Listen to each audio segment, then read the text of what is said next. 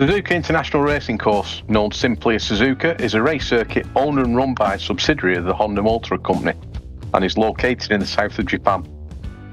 It was designed in 1962 by Johannes Hugenholtz, a Dutchman, as a Honda test track.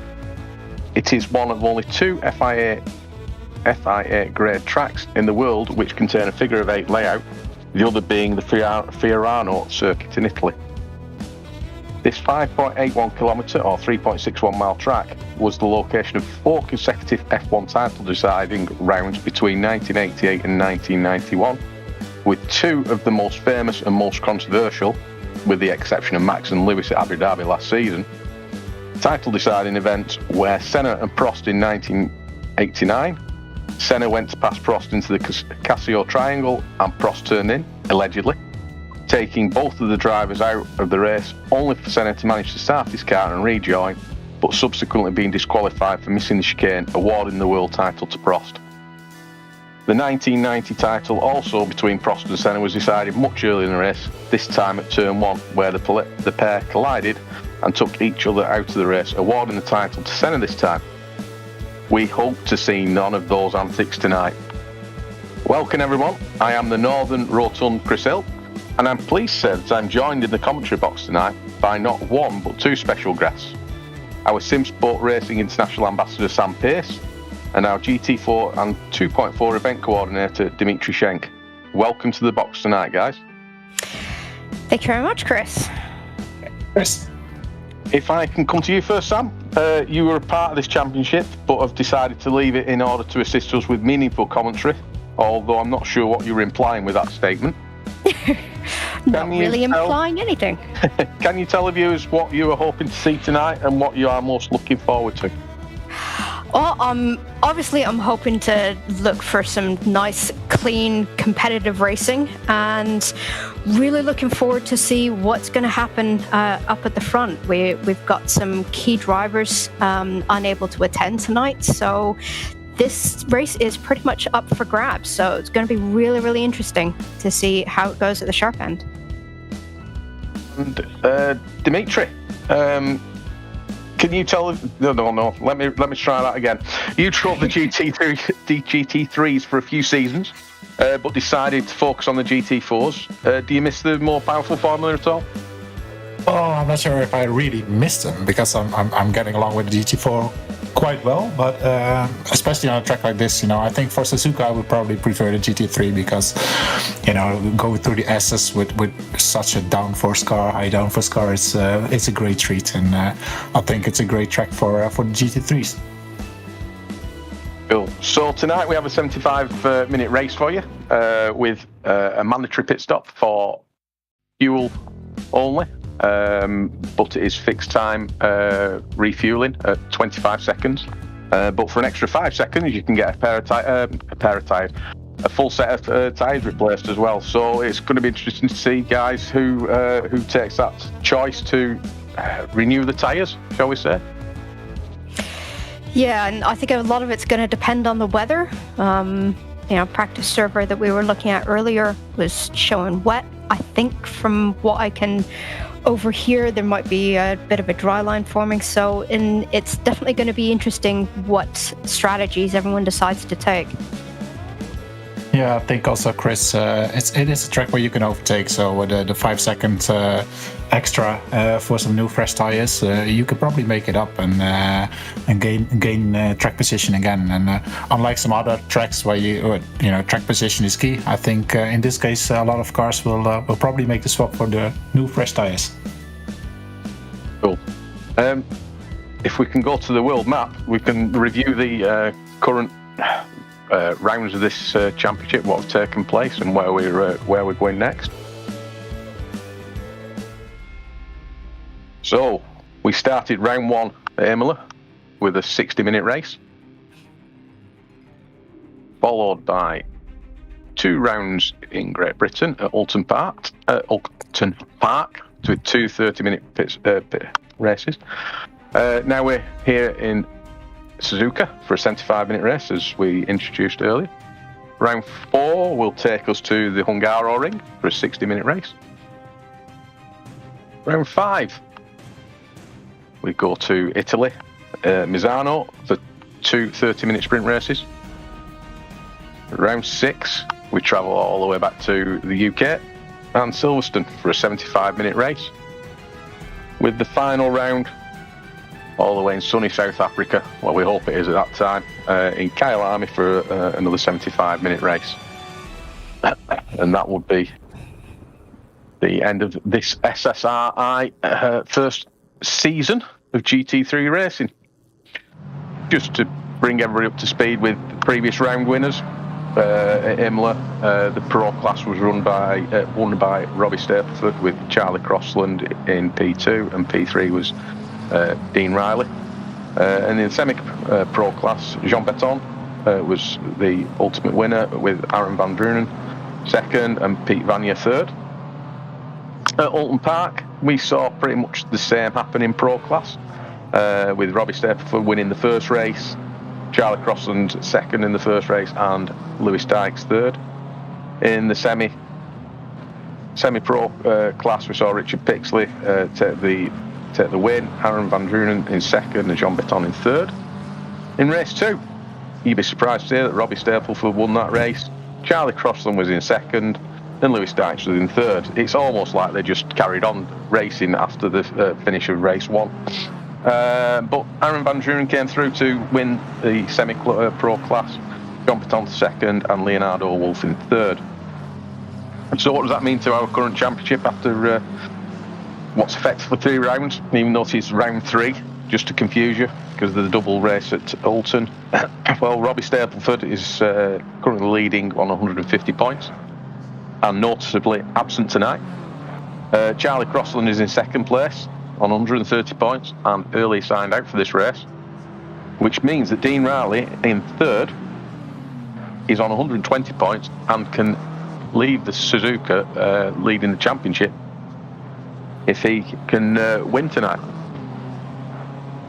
In semi-pro class, Aaron Van Drunen is currently leading that on 144 points. Jean Beton is in second on 135 points. And Nelson Brun is currently in third on 90 points. It's also worth noting that we are running a Tier 2 championship consecutively with this Tier 1 championship. But at the moment we're unable to broadcast that due to technical reasons.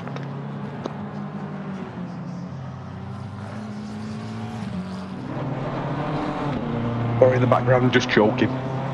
Don't worry about it. So, as we join the qualifying session, Sam and Dimitri, while I take a bit of a drink, can I ask you just to take over for a few minutes?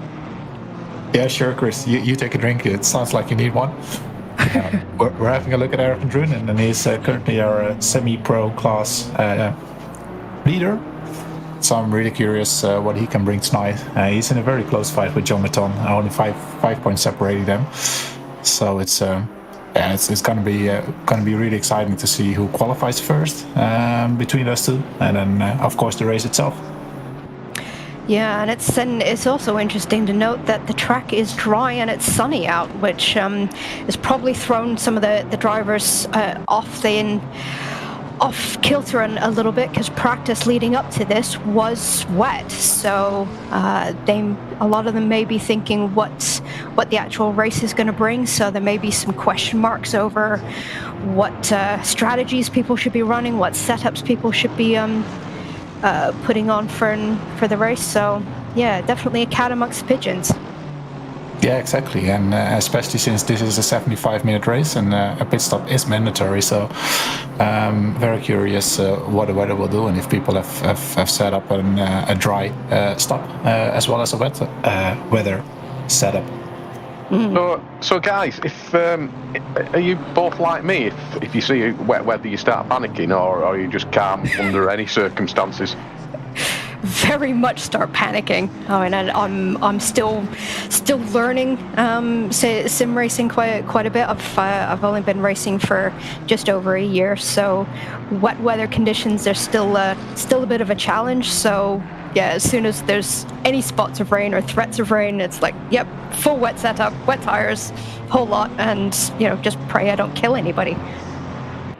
I'm always hoping for a wet weather race. I really enjoy driving in the wet conditions, and but for me the panicking starts a couple of days before the actual event, and I really I have to make sure that I did all the setups, did all the calculations a couple of days in advance, because otherwise I will just get so nervous when the race starts.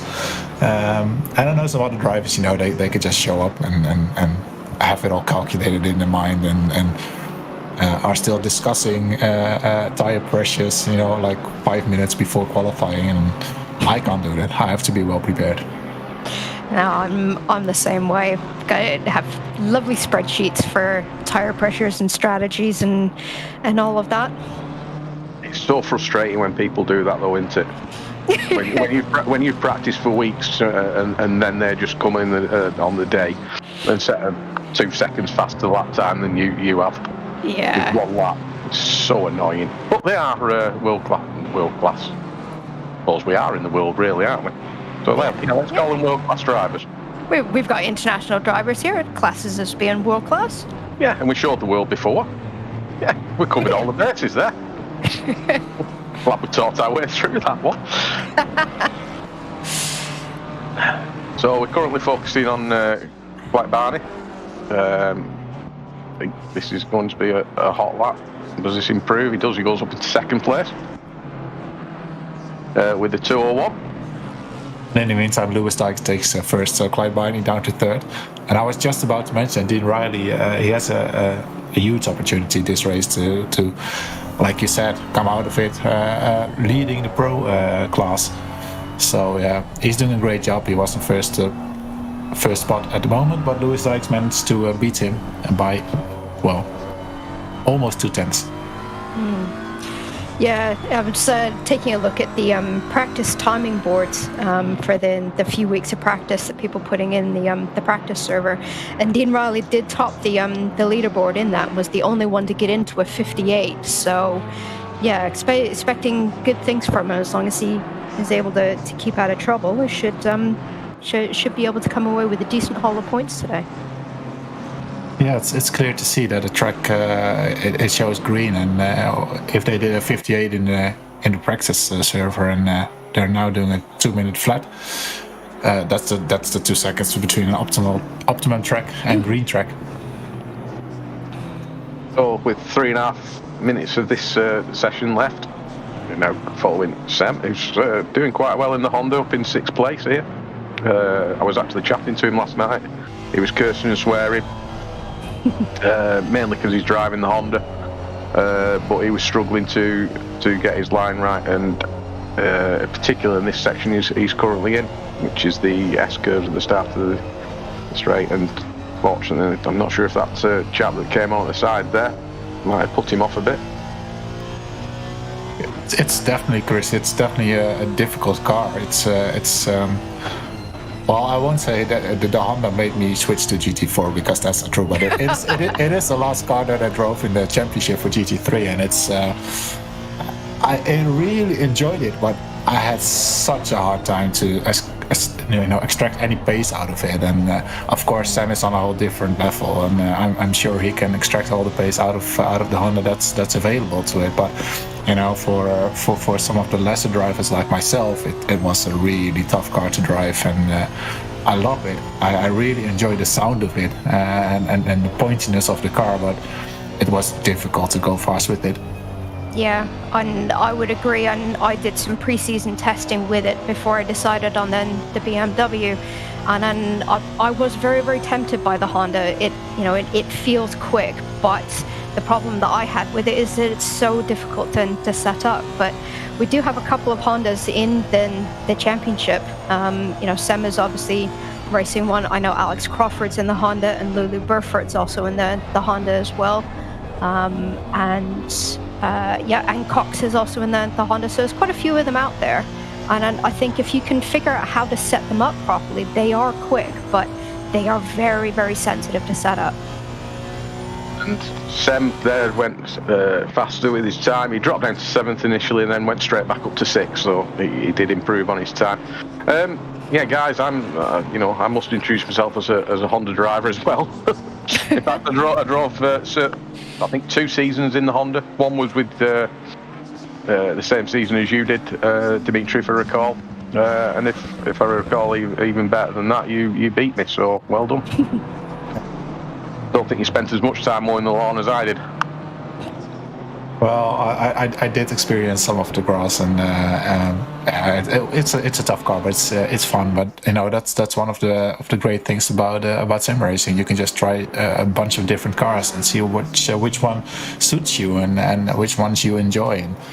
No, I'm one of those people that wants to drive a different car every season, and Sam is one of those drivers as well. He will just pick a different car for the next season again. I'm sure of it, and try to master it. And that's it's a fun way to experience the different cars. And I was also looking at the semi-pro class. Jean Mouton had a really fast time, and Aaron matched him, but a lap after Jean Mouton is a couple of tenths faster again. So those two are really battling out for semi-pro to see which one will be a bit further up down the grid. Yeah, and while we were watching then, you'll have to help me with this, Sam. He's one of your friends, Adrian Antomarchi. Close enough. Yeah. Took pole position. Took first place at this current conjuncture in time. That's a nice big word, isn't it? Time. As we see the end of qualifying, so all the drivers now be trying to set their final laps and try and improve. As Aaron does there, he goes from 13th up to 9th. Dean Riley currently in 4th position here. Hoping to improve. Not sure if he's up on his time or not. Unfortunately, we are struggling with live timing tonight. Apparently, we're hearing in our ear that he's 1/10 up on this lap so far. So where would 1/10 put him? That could put him into 3rd place. Potentially put him into 3rd, yeah. He did have a huge slide exiting 130R, so. But a lot of people that have huge slides tend to go faster, don't they? But I think we're going to experience that he doesn't actually improve here. Yep, so he stays in 4th.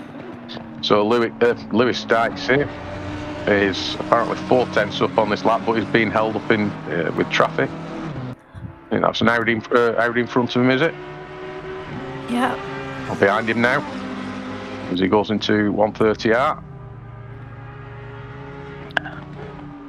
Most people try and take this corner flat out. Did you guys manage to take it flat out in the GT3? Sometimes I can manage it, and other times I do need a little bit of a chicken lift. Lewis went a bit wide there into Casio. Looking at the track being fast, I'm not sure if they can take it flat out. And Lewis did have a moment there and didn't improve, unfortunately. I have to admit a little bit of bias, and cross my fingers hoping that Adrian was going to keep pole as being one of my former teammates. So yeah, happy to see him on pole, especially after he had a bit of a disastrous Oulton Park. But a really good showing in his first race with SSRi, finishing in 4th at Imola. So yeah, he's definitely on a race of redemption this week, I think. And we must welcome everybody in the YouTube chat. Thank you very much for taking time to join us, and particularly you, Yannick, for taking the mickey out of me. Greatly appreciated. If you like what you hear, even if you don't like what you hear and don't like what we say, can you just please give us a like and subscribe to us anyway? We're desperate for people to like our voices. Desperate for some tension. I wouldn't say attention. No, that's just a bit too extreme. No such thing. It is unfortunate to read in the chat, Chris, that Conceptor unfortunately couldn't make it. The game apparently just didn't want to launch, so he's not here tonight. Unfortunately, he's one of the former teammates that I joined the GT3 in. Kuhn is he's a fast driver, isn't he? He is. He was the fast one of the team, and I was the other one.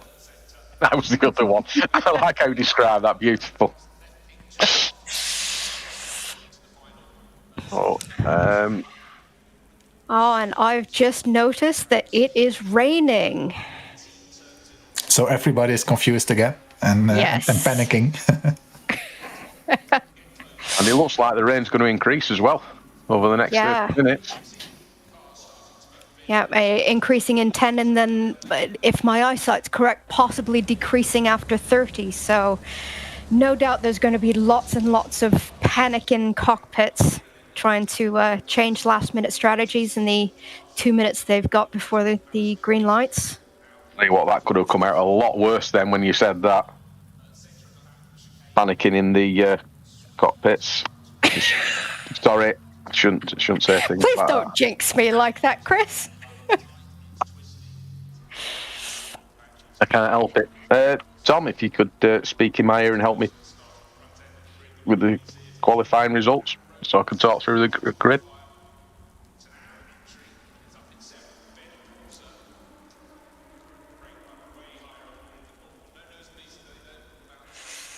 If Sam and Dimitri could talk amongst yourselves while I do make a note of all this.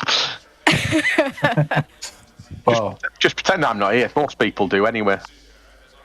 Tom made it easy for us. Chris, he put it on screen, so that's a bit easier for us to go through the grid like that. Yeah, then it does make it easier. So we've got Adrian Antamachi taking pole position with Lewis Dykes in second. And my screen's now gone blurry. That's helpful. We have Clyde Barney on third place, just ahead of Dean Riley. And Mr. Brophy on fifth place. Now we have the Honda of Sam Spankling, followed by Dave Jr. And John Baton, who is our leading car in the semi pro class. Now we have Adam Isailovic, Aaron van Drunen rounding out the top 10.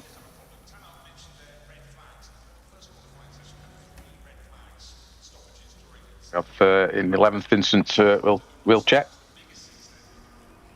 12th, Nathan Pace. Do you know him, Sam, at all? I might know him. Yeah, might possibly be my husband, and he absolutely detests this track as well. So P12 I know is a lot better than what he was expecting. Still the rain started, no doubt. Yes, he's in the floor just below me in his own race room, and I can hear lots and lots of panicking going on.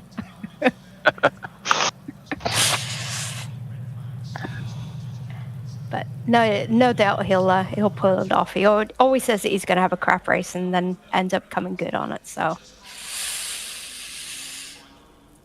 I'm just still writing because I'm slow.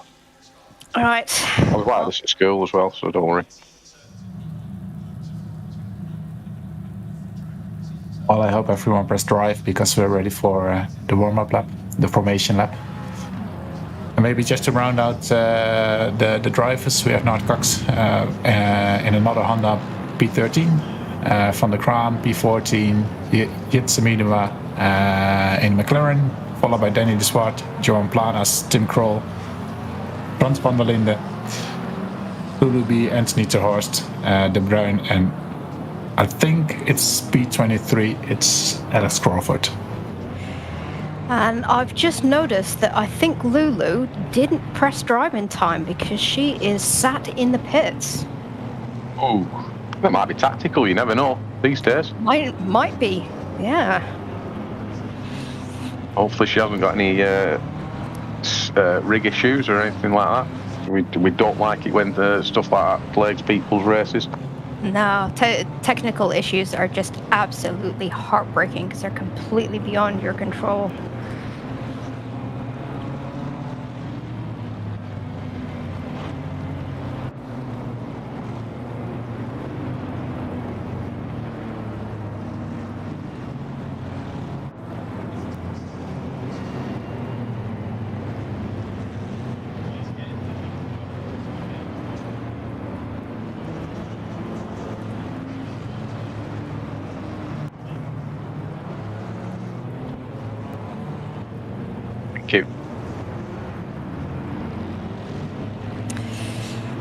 So it looks like track conditions have just turned to damp. Notice that Sander Veil is completing the grid. He might not be starting from last position due to the issue that Lulu B possibly has, but I do know that Sander is also not feeling too great today, dealing with some post-COVID issues. So he said he was just glad he could make the race, and let's see what happens. There are quite a few notable absences from this event. I've just been through the full list and seen where the blanks are. We've got, as we mentioned earlier on, Charlie Crossland's not here, Andrews Garlin, Bart Berink, Dave Hedges, Dimitri Denoit, Great name. Jack Alexander. Did I get you somewhere near right, by the way? Kieran Vidago. Kuhn, who we know in the YouTube chat's had issues. Chris Vickers. Matheus Marquette. Pete Vanya, who's apologising, he's in the YouTube chat. Good afternoon, Pete. Sorry you were late home from work. Regan Mitchell, Rob Jackson, Justin Paspont, and Yannick Valenduc, who's been taking the mickey out of me in YouTube as well. So, welcome for not turning up, guys. As we go side by side, the guys at the back will now be being played the hurry up music, which always puts the fear of God into me, of how fast you have to go to try and catch up the leading pack, and make sure you don't get teleported to the pits. Yeah, that's always a bit of a surprise when you suddenly come onto the pack, and damn like quicker than you expected. Yes, absolutely. So, as everybody, the leading pack starts exiting the Casio triangle and approaching the start line. They'll be held at 70 kilometres per hour, I believe it is, until the lights go green. And we're hoping to see no shenanigans at the turn one, because we all know that turn one is where the race is won. And we go green now. And Lewis Dykes looks like he's got a really good jump on Adrian, and indeed does lead into the third corner. There's a bit of contact back in P3, P4. Anybody spun round? No. Just a bit of door rubbing, I think. Rubbin's racing. There is some. Oh no. We have a bit of carnage, and that's two teammates there welded into each other. Oh, you never want to see that. That's a bit unfortunate. That's the difficult part, especially in the wet, when you go into the S's and someone makes a slight mistake, then it just bunches up like that. And there are no server restarts in SGP allowed, so fortunately the guys that have had the bad incidents are either going to have to suck it up, buttercup, as they say, and get on with it, or retire to the pits. And in fact, we do see that Aaron Van Drunen, our championship leader for semi-pro, is indeed in the pits. Unfortunately, Chris, I think he does join Lulu B, so there might be a technical issue on her side. I think Lulu did actually make it out. I think she is running. That would be a great sign. So Lulu's car 606, isn't she? Yeah. So yeah, I think she's at the back of the field there, isn't she? So as we go for a replay of the start, we can see this incident. Very slow incident to start. That's like Aaron and Adam Izalovic. And then I think it was Aaron again collecting maybe Anthony or his other teammate Danny Deswart. It looked like Aaron lost the back a little bit of the car, and he started sliding into Adam, and then got bumped back onto the track for the other cars to collect him. So It didn't look like any ridiculous move, but it's just, in these conditions, it's a small mistake, and especially in the first lap, it can lead to carnage, unfortunately. And the S-curves are notorious for it as well here. Yeah. Yeah, he's just lose the back end very quickly, as you say. As we follow Sem Spenkling, who's maintained 6th place, has it? Let's have a look. Yeah, he's maintained his position of 6 at the moment, so not lost anything, not won anything. In the Dark Sky Racing Honda, and you can see how treacherous it is. His car stepping out. Now, we've already touched on this. Sem is one of the good drivers we have here, and perhaps underdoing him there as we go to Degner 2 under the bridge towards the hairpin. So with Aaron van Drunen out of the race, I'm not sure if he's out of the race or if he rejoined, but he will be. He will have a huge gap to the other cars. This is pretty much John Button's race now for the semi-pro to take the lead in class. And I'm looking at his main competitors besides Aaron, Nelson de Bruin and Leonardo Wolf, and they're also a bit further down on the grid. So if he can keep the pace up the first couple of laps, he will have a pretty big gap to his main competitors. Yeah, I did see that Nelson de Bruin did manage to get going again. He's down in P23, so he did manage to get it going, but has lost a lot of places. Watch Adam Zalovic going a bit wide there, trying to regain the places he lost after that incident. Excuse me. And I'm just noticing that Car 881 looks to have already done their pit stop, so potentially to fix damage, but they are showing as being green, so they can, in theory, go to the end of the race. If they've took enough fuel, they could do, couldn't they? As we see, Duson's had a bit of incident here, whether he's had that on his own or been collected by another car, we don't know at the moment. I'm sure Tom will, on cameras, will find us a replay if need be for that. Yeah, it looked like he was backwards in 130R, so he either lost it by himself or maybe got a little tap. But it's easy in these conditions to run wide in that corner. And Dean Riley there was slightly touching the grass, which is very brave in these conditions. It's you don't really touching the curbs or the grass. Well, it seems to be riding everything. I'm not sure if I should have said that, but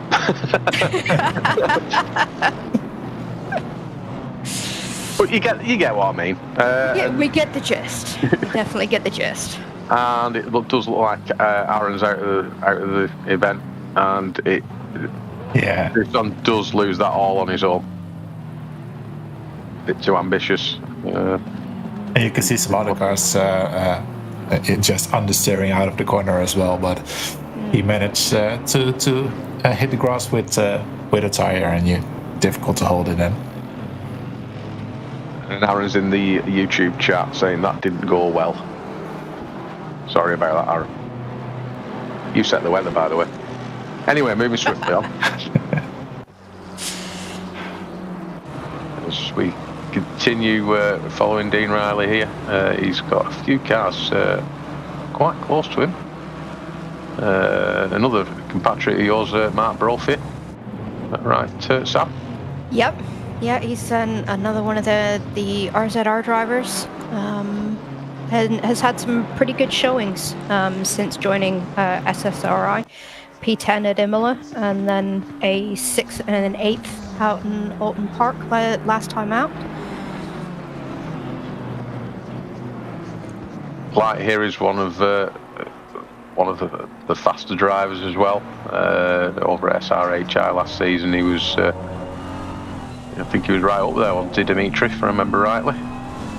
Yeah, he was. He's definitely a faster driver, and it looks like the top three are creating a bit of a gap to Dean Riley, who is under pressure from Brophy and Spankling.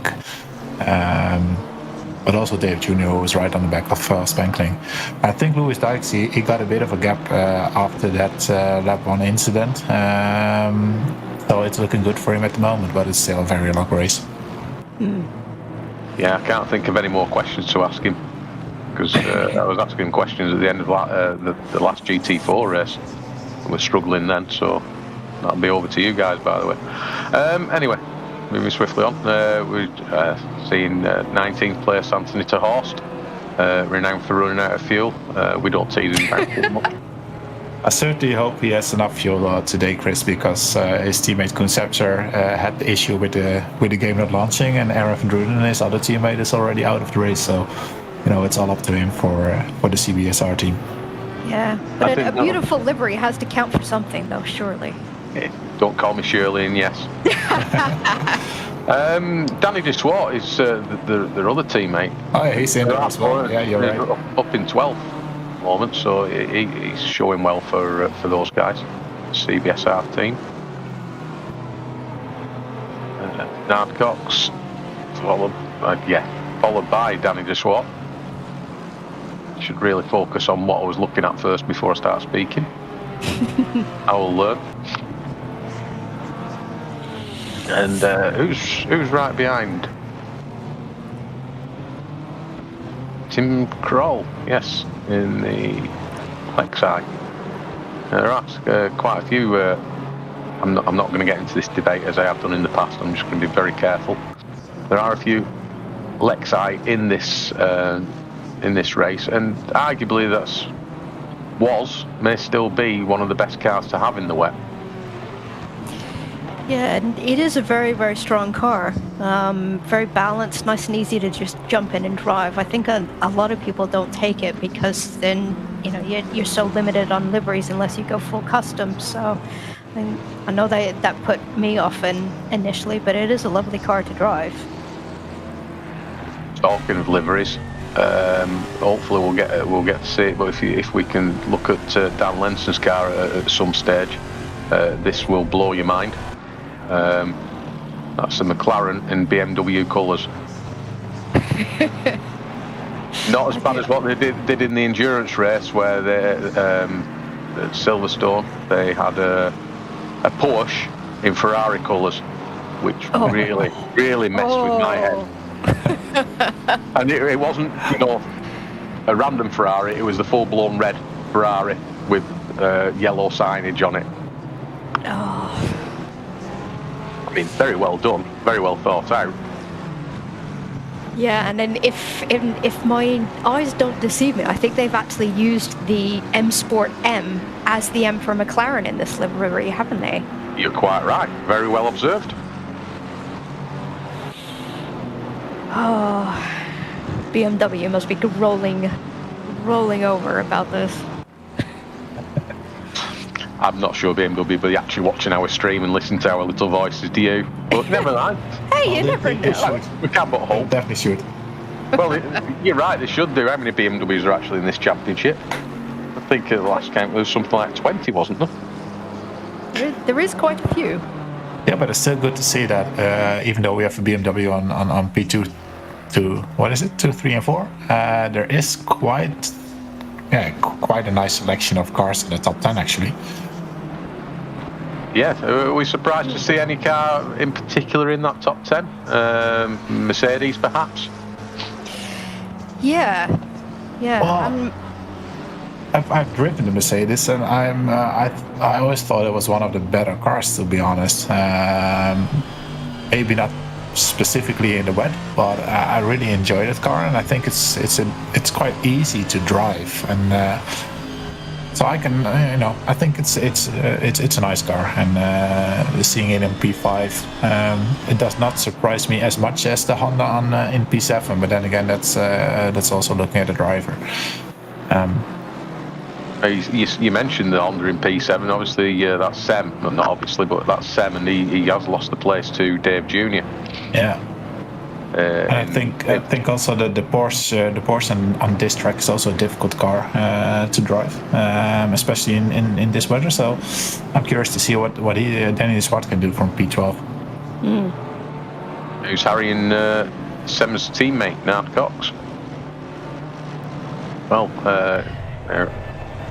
Nard is an exceptional driver as well. Does tend to be able to pick any car up and get a fast time out of it. He drove the Honda for us in the 24-hour charity race we did in November for my team, which we renamed the Van Newkirk Honda team for that event only. Him and Sam were guest drivers for us. Just some random information there. And just while we're focusing on racing, I would like to mention we have got a charity endurance race coming up on the 16th of April, with all proceeds going to Save the Children, with the aim of raising as much money as possible to get over to the Ukraine and support their plight in these troublesome times. More information on that can be found on our Discord or our website www.simsport-racing.com. Enough of the commercial stuff, back to racing. yeah. It's going to be a great event, Chris, and especially for the charity. You know, it always brings something extra. So yeah, I'm really looking forward to that. I have to find some excuse to be able to attend it actually, but hopefully I can do that. Well, we hope to see as many people there as we possibly can as we see Lulu Burfoot passing Sandervale, who you mentioned earlier on wasn't feeling too well. Sandervale, by the way, not Lulu. Lulu started from the pit lane and is up into 23rd place already. Yeah, it's good. Good recovery drive from her. Notably again in the Honda. Yep, a very lovely pink Honda as well. And I think just as we switched to Dave Jr. that I saw a mistake from Sandervale over there. Maybe he managed to catch it. There was a yellow flag showing for a brief second there, so. Yeah, it looked like he lost the car, but it didn't cost too much time because the gap to Lulu is massive. So, but it's good to see that there is confirmation that Lulu is driving and actually indeed having a good recovery race so far.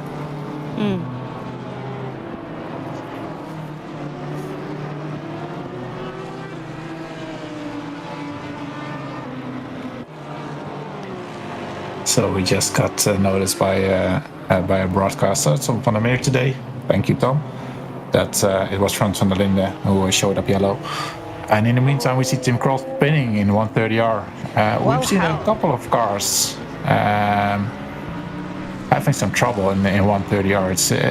It's apparently a difficult corner in these conditions. 130R is difficult in any condition, really. You've got to have some gumption and I don't want to say the word, some kahunas to try and go through there flat out consistently. Sometimes you can do it, and some cars are very different.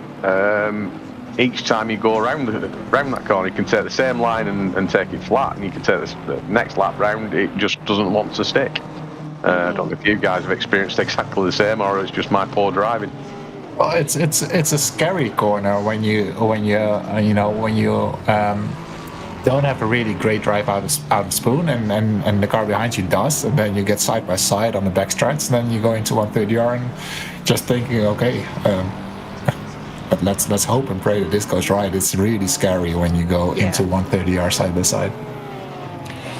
Yeah, and I'm afraid for myself, Spoon is one of my nemesis corners on pretty much the entire ACC calendar, and never being able to get that corner right, it just never sets you up right for 130R. So it very much has a concertina effect that if you mess up Spoon, then 130R can be very, very difficult, even more difficult to get right, to get the line right. But yeah, it definitely does take a big spoonful of bravery to we've done that 130R flat.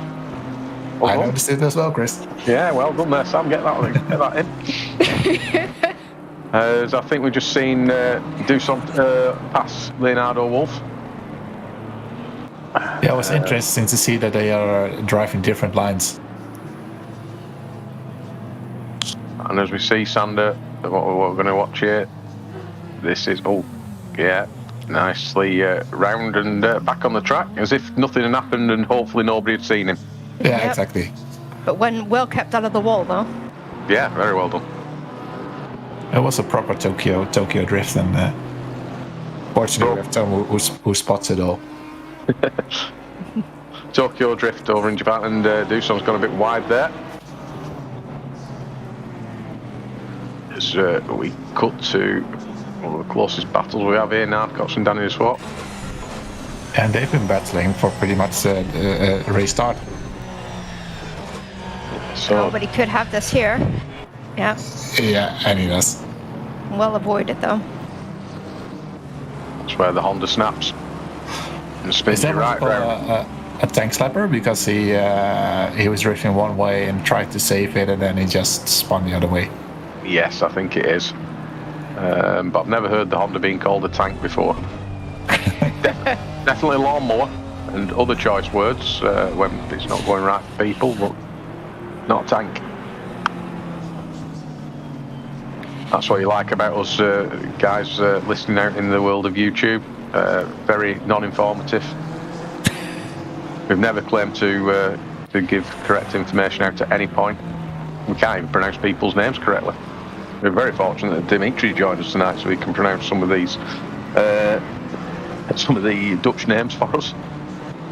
Yeah, and especially Dimitri de Knuit, but I don't think he's driving, is he? No, he's not driving tonight, and thank you very much for saying it. Shame. Because I was looking forward to mention Dimitri a couple of times. Yeah. But now I can't. Doesn't That was stop one you. of the names I was dreading. Just string a load of letters together. I do know there's a drive-through, Chris, from Anthony Thor. So I'm wondering, did he already have this track limit warnings? Well, he's got what looks like quite a bit of damage, so it must have. Well, it was him and his teammate that collided at the on the first lap, wasn't it? So yeah, it can only be really for drive-through because he won't have been in for drive-through for track limits because he's not been in the pits yet. Yeah, I'm just thinking if can it also be on this track that if you really miss the Kasia triangle and you just go straight on, that you immediately get a drive-through? I'm not entirely sure, but sometimes you have a couple of tracks where that can happen if you don't lift and just cut the chicane completely. I'm not 100%, and I'm actually wondering if Anthony's actually flashing at us because his teammates in the in YouTube, Aaron, and as he comes in to serve his drive-through. Obviously, he's got to drive right through the pits, as the name implies, unless he is intending on retiring the car. Could also be that he's doing his pit stop, repairing the damage, and then do the drive-through afterwards. Yeah, that's entirely feasible. But you can't serve your drive-through and serve the pit stop at the same time, as most people out there will know. That's he's backing it up into the garage. very, very nicely attempted there. I was going to say, he's got to be careful backing up in pit lane. He'll get an automatic disqualification. I'm fully expecting to see him in the YouTube chat very shortly. Slaking up. It's going to be a CBSR YouTube chat today. Well, we do still have Danny de Swart. That's right. Who's up in 11th? Yes, correct. And that was because Nard had that little spin, didn't it? It's dropped him down to 15th at the moment. So your husband's doing quite well here. He's up in 9th, is it? 8th. 8th, yeah. Position.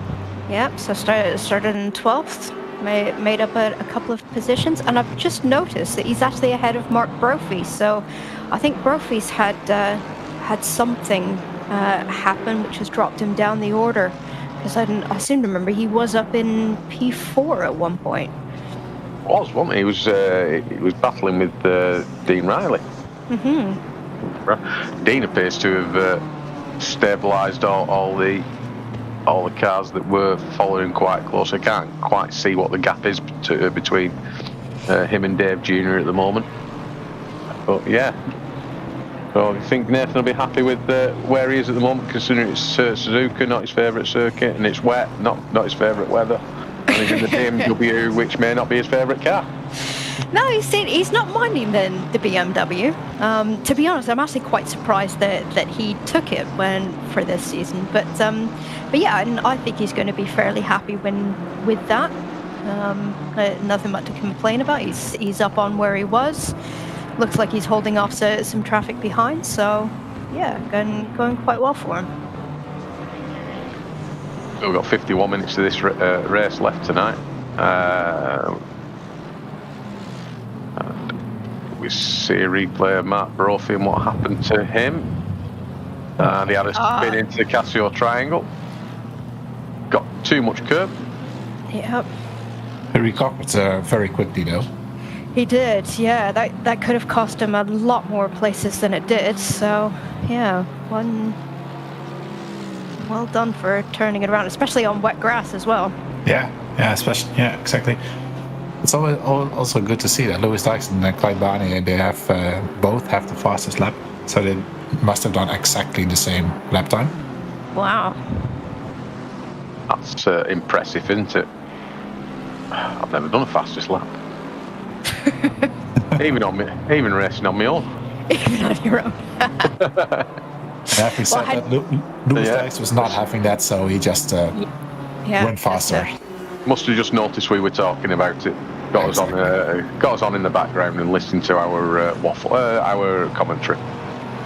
I think you were right the first time, Chris. Dan Lenson in his McLaren BMW McLaren type thing. About to be passed by. Oh. Maybe he wasn't about to be passed. I spoke too soon. It was a bit tricky because he was trying to make a move on Richard Pixley and he had to back out of that, and that made him vulnerable to the car behind him, and they went side by side into the Casio triangle. And Martin looks like he's come out worst off there, doesn't he? I don't think he had much choice really, did he? To go to the left. Yeah, it was maybe a bit naughty by Dan. I have to have another look at it, but it did seem that Marta was on his outside. Quite clearly. So maybe Dan didn't see him, or he misjudged the space between them.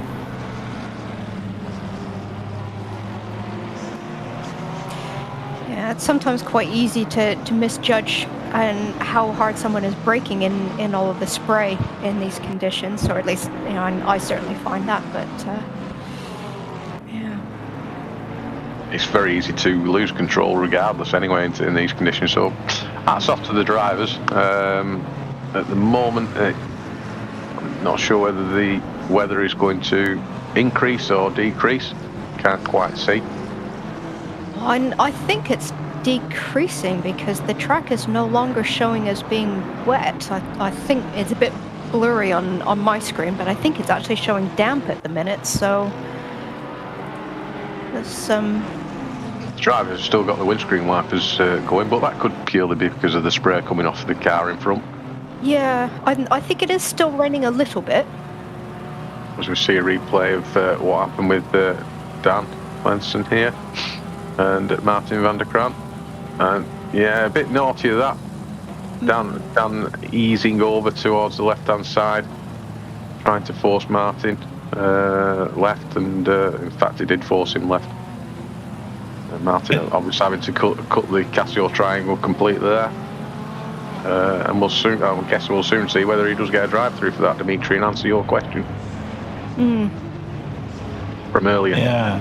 Luckily, he didn't lose too much time, so he's still in this pack. That's it's great to see. We have like six cars in one shot, all battling for position. So he's still in there for the fight.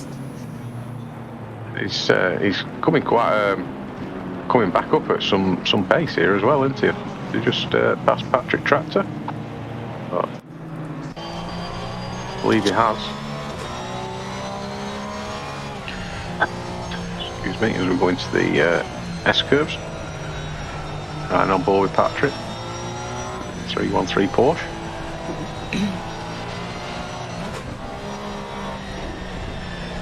Car that you said Dimitri was quite difficult in the wet, and indeed it does. Well, I find it to be quite difficult, in any condition, and especially when we did a test and we decided to turn off traction control and turn off ABS and see what happens. And it was very fun to drive, but that's the experience I always have in the Porsche, even when I use the traction control and ABS. I remember that test. Do you remind me who won that test race? Yeah, there was one. Yeah. And now we see. And it caused a bit of havoc behind him as well. Yeah. So Nelson de Brunt has copped for that, really. And dropped right down. It looked like such an innocent incident to start with, didn't it? Yeah, but it escalated very quickly. It did, yeah. I must admit that I kind of missed it because I was thinking so very hard who won that race that you mentioned. I just couldn't remember it, so I missed the incident, but I'm sure we'll have a look at it later on. You need reminding of who won that race. As we actually watch some action. This is Lulu. She's having a great race up into P20 starting from the pit lane, so she's doing very well. Yeah. Probably avoiding all the incidents and having some great pace to match as well. Perhaps she might take the mantle of the Jedi name. Yeah, when they made the outside move into turn 1 on Richie Pixley, so that's another great move in position 1. Very good. You've got experience of racing with Lulu, so is this what you'd expect to see from her, Sam? Definitely, yeah. She's quite a tenacious driver, and she's ever on the back foot of a race. She's really capable to really focus down and do what she's got to do to recover. So yeah, this is fully what I expect from Lulu. She's quite a competent driver, and it's great to see more female drivers coming into the sport. And I've enjoyed driving with Lulu. Yeah, as we go to a replay of this is Dan Lenson and Richard Pixley, and Dan tries to go on the inside at the hairpin, and fortunately I think caused that incident more than anything, didn't he? And has certainly benefited from it because he's up the road.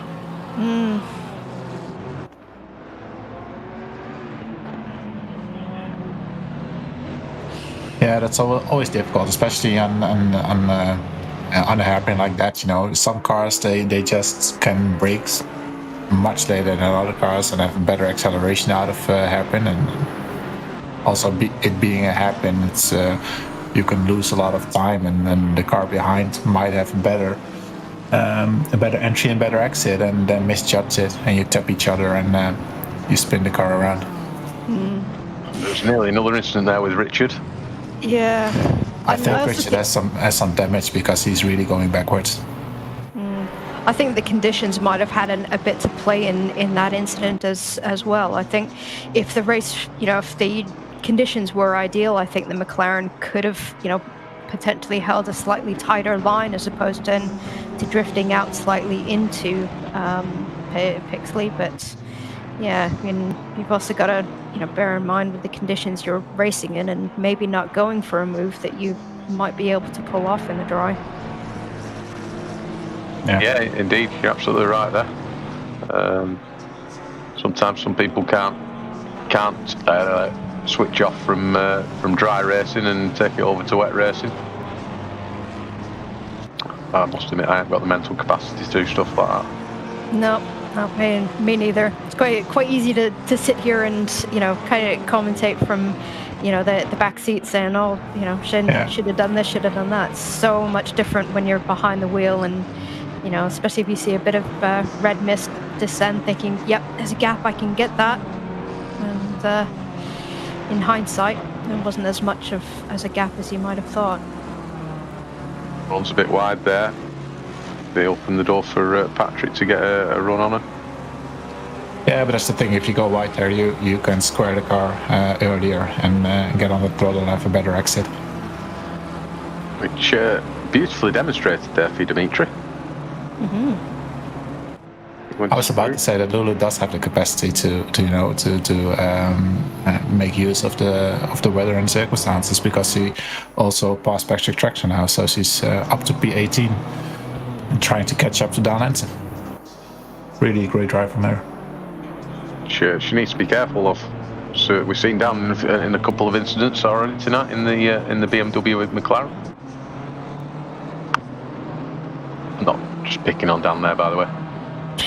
Just to be clear, just so happens that we have seen two questionable incidents, I think is fair to say, which I'm sure the stewards will be looking at if there's a protest thrown in afterwards. Yeah. And I'm just noticing that Dykes has lost his fastest lap to Junior in car number 10.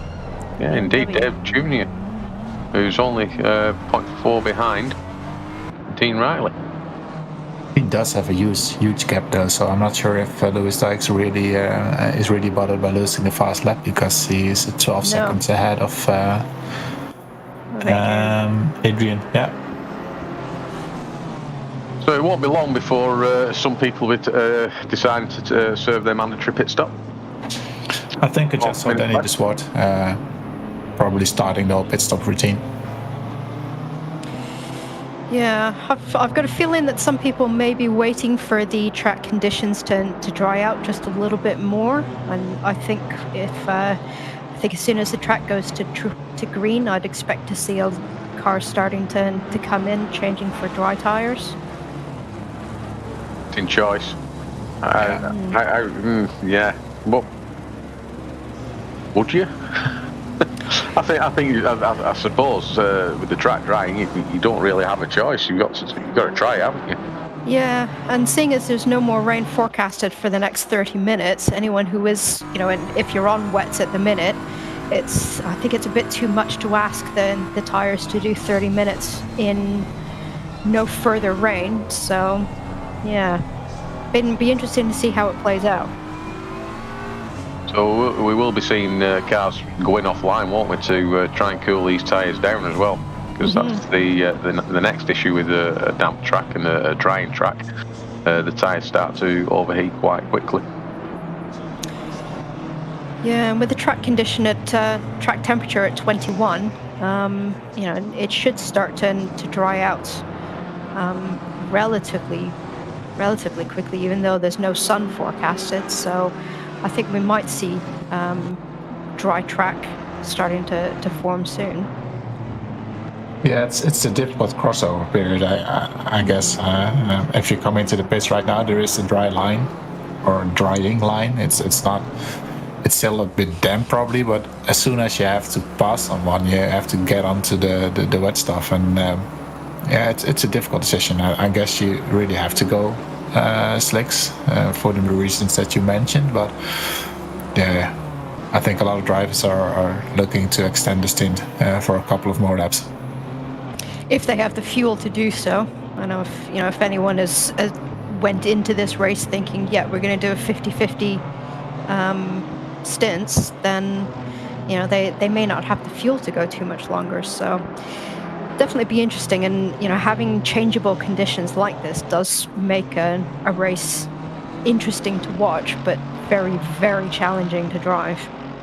You do bring up a very good point there regarding the fuel. If we recall at the start of the race, we see the race leader in the pits. I was confused then, wondering why watching the BMW. I didn't see that McLaren right behind it. It is a bit small behind the BMW. Yeah, it is. Big old beast. And Lewis, our race leader, first to pit. Will others follow him? Yeah, it'd be interesting to keep an eye on his lap times after he comes out, especially if he is going to go on to slicks. And I've just noticed that the track has now just gone to damp, so that's probably what's triggered him to come in. It's halfway through the race, exactly as well, isn't it? So that is a true 50-50 split. So we're seeing Lewis exit the pits now. And, he's got a stop-go 30. Oh, no. No. So that's for speeding in the pit lane, I assume? Yeah. It does seem that ACC 1.8 has gotten a lot more sensitive about that than it used to be. Well, wasn't speeding in the pit lane always a drive-through? So I'm wondering, is it something else? But yeah, it must be speeding in the pit lane and maybe twice. I'm not 100%. No. It's one of those grey areas, isn't it? Sometimes ACC. I mean, it must be programmed correctly and throw up the correct penalty for the correct situation. I suppose it'd be nice for everybody to know what that was, so that people like you and I, while we're trying to commentate on that instead of speculating, actually have facts. And that would be awesome if we actually gave any facts out whilst doing this commentary. Be unheard of. I know, absolutely. But I seem to remember, reading or hearing something somewhere that the pit lane speeding penalties were based on how much you were speeding. I'm wondering if that might have something to do with it. But again, I am just speculating, but it's something that I seem to remember hearing in some form or another. But it would be interesting to actually know. I think Lewis had something like a 12-second lead into when we last saw him before he decided to pit. I mean, he's almost certainly going to. Well, he's lost the lead now. He's down in 14. But do you think he could recover from a stop-go 30? As we see, Martin van der Kran's got a stop-go 30 as well, down in 25th place. I wonder if people are locking up as they're going into the pits and possibly, yeah, missing the pit line. Because it might still be wet there. Not many cars will have driven on the wet line through the pits. Only the 3 or 4 cars that we've seen.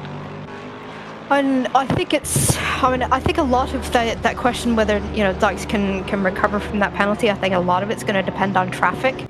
Obviously, he's going to have to come into the pits again, which means he's going to be in back of the grid, having to deal with the slower cars in the race. So I think a lot of it's going to depend on how the traffic falls for him as to whether that causes him a problem or not. I think Lulu's having some problems here, which may suggest she has actually gone out on the dry tyres, because she does seem to be off the track a lot more, having completed a pit stop. Car is looking quite squirrely, and it could be just a little bit early. Depends on maybe the traction control that she's running, but yeah, and I suspect anyone who is going on to dries at this stage is going to find their cars a little bit of a handful until a little bit more of a dry line starts to develop.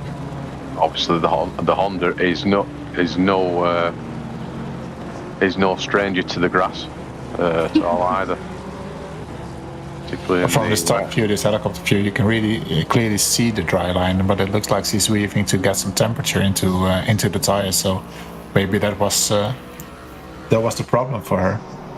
And perhaps the switch to dry tyres as well. She might not have had the correct pressures in. I mean, we are speculating. Yeah. It's a pure guess. As we see Nathan coming into the pits now. Yep, with Brophy right behind him as well. Coordinated team stop. I think it sounded efficient and everything there. I do know that they're on team radio together, all 3 of them, so... it might very well be coordinated. Who's the third, if you don't mind me asking? Is that Adrian? Yes. Yeah. And I don't think all three of them are running as a team in this championship, but when we all share a Discord channel together, so yeah, I know whenever they're racing together, they do tend to be on a team chat. Yeah. With Adrian being in on P1 right now, it could very well be that that Nathan is having a look at the dry tires and seeing if that is the correct decision to make. Mm-hmm. So I'm wondering if Adrian will stay out for a little bit longer, so they can have a look at what is the correct decision to make. Quite possibly. Because Lewis is still circulating there. Still got service stop and go 30. I can't remember whether you have to serve that stop and go 30 within a certain period of time, or it's just any time before the end of the race. No, I know a drive-through's got to be within 3 laps, hasn't it? Yeah, it's the same for stop and go. So we should see him coming through the pits stopping very shortly. Yep, as Adrian comes in. Stole my thunder there.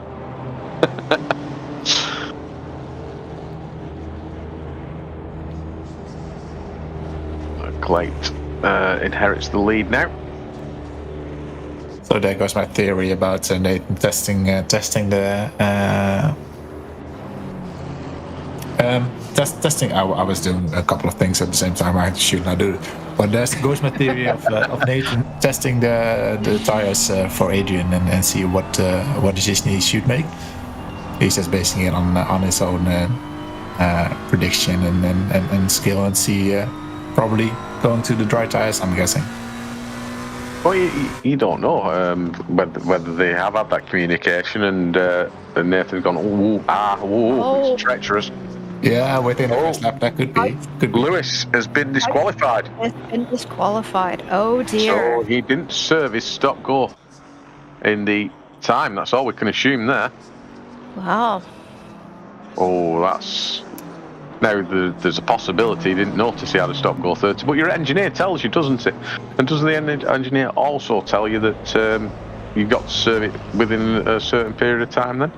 Yeah, but I did think he was in the pits, right? I recall you calling out that he was serving his stop and go, so maybe he had another speed limit violation? No, I don't recall saying that he was serving his stop and go. I was asking if he had to serve it within a certain period of time. Ah, right. And there's a chance he hasn't. It's a shame because he was really dominating. Yeah. Yes, and it would have... I mean, I'm not sure where Lewis was in the championship. I think he was in 4th, wasn't he? P4, yeah. So he could have quite easily been leading the championship at the end of this. Maybe not leading, perhaps. No, not quite. And if my maths were correct before I jumped onto the stream, I think he would have been 6 points back if he had won the race. Dean Riley. Not taking into account where Dean Riley would have finished. Where is Dean Riley, by the way? He's in 1st at the moment. Yeah. Ah. But he still has to service pit stop, so he will fall back a little bit. And I'm now curious to see where Adrian will end up with Clyde and Dave both in the pit. He should be ahead of them both. Track has now gone to greasy as well. So the track is certainly evolving, and I think you touched on it before. We're certainly seeing a dry line evolving now. There you go. Yeah, that shot, nice, you can definitely see it. That nice grey area. Don't know why I'm saying that. It's all grey, isn't it? The lighter shade of grey, shall we say. Lighter grey, yes. The drier grey. Yeah. Oh. No, Yeah, Junior. Banny and Junior have come out ahead of Adrian, but Junior has got a stop-go 30. Ooh. So... This is the race for penalties by the looks of it, isn't it? Looks like it. Could it be that the pit entry is still wet and that they're all misjudging the pit entry line and going in a bit too fast? Quite possibly. Yeah. Well, yeah, I suppose that could only be it, really, isn't it? You tend not to speed out of the pit lane unless you release the pit limiter too early. Yeah, and I would have said, drivers of this caliber, they will have done, pit stop practice and, know where the pit limiter boards are. So, yeah, really all I can think is that there's either standing water on, pit entry near where the pit limiter boards are, and it's just people are just locking up the brakes and sliding through it. I'm hoping we will get to speak to people at the end of the race and find out why they think they've got the stop go, or can confirm it for us, certainly. And we're going to see Dave Jr. coming into the pit, so this might give us a bit of a clue. Yeah, he did seem to slow down a bit more after the pit line there, didn't he? Yeah. And it also looked like the lighter shade of grey was actually after the pit board. So, and just ahead of the pit boards, it looked like it was still damp, or maybe a bit wetter than the drivers are expecting. So they are not able to slow down in time. And also, let's hope that as we view it again, and let's see if we can spot this. Yeah. It's almost like right at the pit board line is where the color changes from wet to drier tracks. So I think it's just catching drivers out. That must be it. I'm guessing because, like you said, Simon, this caliber of drivers, they're not known for collecting stop and goes or drive-throughs a lot, so it's remarkable to see. Yeah. So let's see if Dave does service stop go. Well, if he's seen the disqualification of Lewis, then he's probably definitely going to be mindful of it. What should be noted here is we've got Sems in the lead in the Honda. Yep, who still hasn't pitted yet, so he's going quite deep into the race. And clearly going offline there to try and get any moisture he can into those wet tyres. Yep. You would expect by this time with the dry line that the people who already did a pit stop and went to fresher tyres, they must be quite a bit faster than Sam at the moment. So I'm wondering if he's just hoping for some rain again, but it's not predicted, or that he's just hanging out there and have a clear track ahead of him and see if he can do some great lap times that way. I think we did see in the SRHI Championship last season when we had a 75-minute race, Sem did hang it out and leave it to the last minute before pitting. Yeah, it was the last lap, I think. Yep. And Dave Jr. coming into service stop go. Don't get another one, Dave. Yeah, it looked like he was very, very careful to put on the anchors before the pit board this time. And it doesn't look like there's an excuse there that somebody's taken out the pit board either, does it? We could clearly see the 50 Ks sign. Let's see. And it's been an eventful race at the moment, and I'm just noticing that Sander Vale is on P18, and we could see him spin out a couple of times in the beginning of the race. So he's having a great comeback in this race as well. Yeah, and he served his pit stop as well. So yeah, fantastic. It's definitely an argument for people to not rage quit. Having an incident early on in a race. It does make sense that and yes, you can get really upset and annoyed that things haven't gone well, but sticking it out, you never know what's going to come to you later in the race. So it's worthwhile getting past any incidents that you had early on and just stick with it. You never know. Yeah, as Dave exactly. Dave Jr. comes out in front of Danny DeSwart. But Danny DeSwart will be on, let's say, warmer tyres.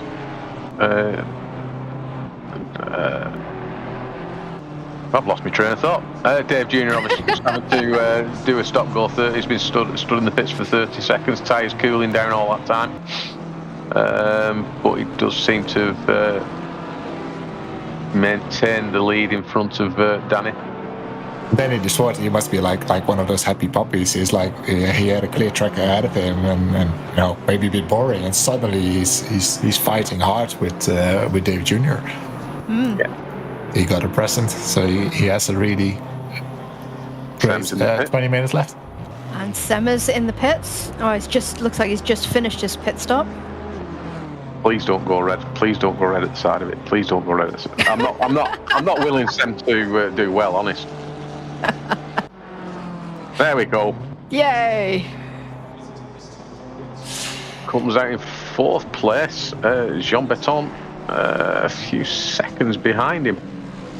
By the looks of that. Yeah, quite a big gap to Beton. So, yeah.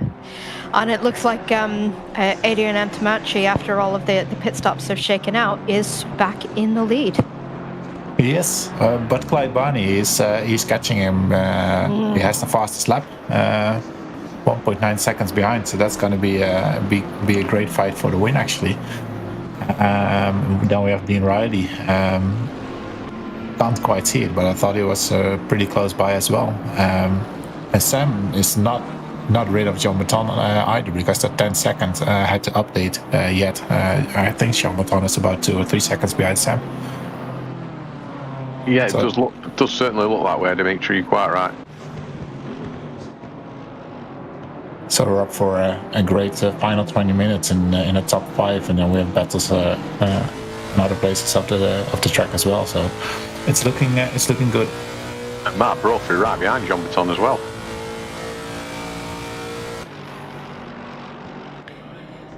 Yeah, so looking down the leaderboard, it looks like there are a couple of close battles going on. So this should be a very interesting final 20 minutes.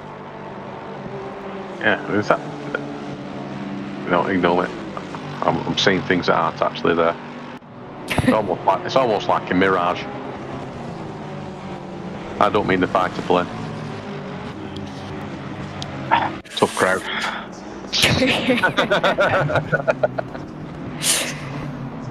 Oh, you didn't bring me in to laugh at your jokes. No, it wasn't a rule. You must laugh at my rubbish jokes. Nobody laughs at them anyway, so you're used to it. Oh, if I'm reading this correct, it looks like the track has just switched over to fast, so we should start seeing the lap times start to come down as well now. Definitely. You would think that everybody's changed onto slicks now, wouldn't you? The only possible one there that may not have done would be the person that's pitted at the start of the race to repair damage. Was that? And there was John Planas, I think, who already had done his pit stop after 1 or 2 laps. Yeah. But you can really see that the track is drying up, because we have not seen cars understeering out of 130R. Yeah. Yeah. And then as we're on board with Planas, then the car looks fairly planted, and it doesn't look like he's wandering around looking for wet spots. So I would guess, and also saying that he's 3 laps down, I would guess that he has since stopped again. Yeah. That's true. We obviously, without watching it and viewing it, we possibly can't see that. Sorry, we can't see that and determine that, because the green symbol at the side shows that a pit stop has been served, or the mandatory pit stop has been served. But not how many? No. We would have that information if we had a piece of software running. That we were relying on tonight. We'll sort that out for the next race. So this is the battle for 5th I was confused there because I was looking. I was going to say. At the timing tower then and thinking, yeah, it doesn't. Yeah. Has Nathan just managed to get past 3 or 4 cars in an instant? Yeah. Blink of an eye. Must be magic.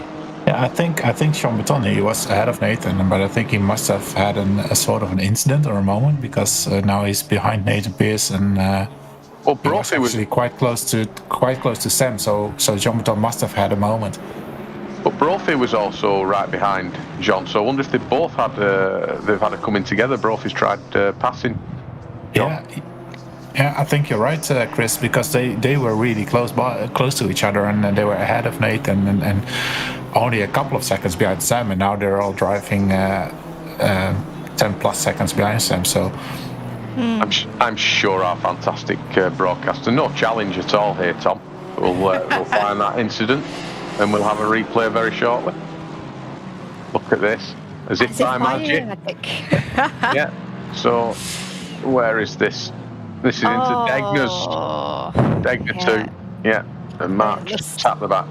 But he's done the gentleman thing and waited for John to get back on.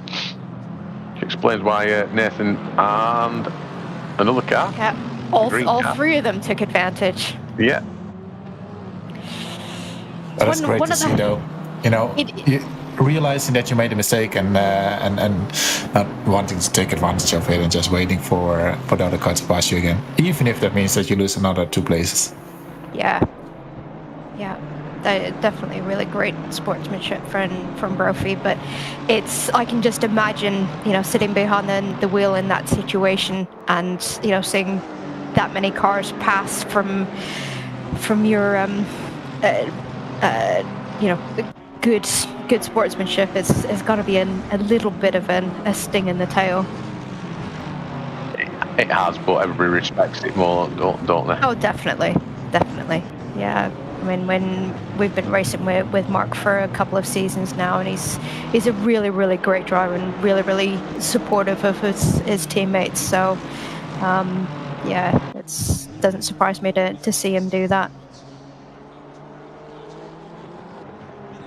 Does Mark make a move here that sticks on John now? Does. Yeah. It's turn 1. No Senna Prost type things happening there, as I opened up the broadcast with. Quick history lesson for everybody. In fact, for some people, weren't even around then. Just showing my age. I also think, Chris, that the battle for P1 is really getting spicy at the moment because Clyde Barney is less than half a second behind Adrian. Yeah, I'm sure Tom will, I was going to say focus on that, he is actually focused on it. Apologies, Tom. So yeah, this is the battle for the lead. And Clyde was about 3 seconds behind, wasn't he? And has closed this gap quite quickly. Yes, he was. It looks like he is a couple of tenths quicker a lap. With 40 minutes left, it's going to be quite a challenge for Adrian to keep Clyde behind him. It is entirely possible, though. It is possible to do. I wouldn't want to do it trying it. Yeah, and it is possible. And then, if memory serves, I think Adrian did pit a couple of laps before Barney, so Barney's tires might be just a couple of laps fresher. So he's definitely going to have his work cut out. He took all the life out of the tyres, chasing him down. We do see it so often. Yep. Particularly in GT4. I know I've sort of segued there to next week's race, which is the GT4 on Tuesday. Remind me where it's at, if you can, please, Dimitri. It's at Zandvoort. Zandvoort. So it's one of those love it or hate it tracks, and I'm still not sure which it is for me. I'm very, very much looking forward to being behind the commentary booth. in the commentary In the booth commentary booth. for that one. Sam, I think you're joining me for that as well, aren't you? I am joining you for that, yes, and secretly also quite glad I'm commentating as opposed to racing. I have very little experience of Zandvoort, so it would be not only learning a new track, but still getting to grips with driving GT4s was just a little bit of a challenge. I attempted to take on GT4s then this season, and it's quite a bit different, handling the cars than GT3s. So I think I need a little bit more experience before I try that again in a competitive nature. Yeah, it is an interesting track. It's like I said, I'm not sure for me if it's a love affair or I really hate it, but I don't really enjoy the track, but I have very fond memories of it. My first race ever with SSRi was on Zandvoort, and did quite well and had a lovely battle with I think it was Patrick once, and I always seem to do well, but I don't enjoy the track, so that's difficult. In the meantime, back to the racing, we see Mark Brophy making a move on Nathan Pearson. He was really close by, and he tried to make a move at the chicane, I think. Had a bit of a different line. Couldn't make the move over there, but like you said, Sam, Spoon is a difficult corner, and he seemed to have made the move in Spoon. Oof, that was almost a mouthful, wasn't it? Almost like a I need to take a breath. Yeah, you're right. Yeah. But he does seem to be pulling away now as well. So, and noticeably, Clyde has dropped to 1.3 seconds behind Adrian. So, it looks like either Clyde's made a mistake or Adrian's now picked up the mantle and run with it. But he's not gone with the fastest lap at all yet. No. So it could just be that, and as you said, he might have just taken a little bit too much life out of his tyres, and the tyres are starting to drop off a little bit. Just see my very good friend Mr. Pike in the YouTube chat, giving us healthy wisdom and his total knowledge of Zandvoort. It's sandy. Yes. Mr. Pike, who turns 50 at the end of this week, and he'll love me for saying that live on YouTube. Remember, you can't swear, Simon.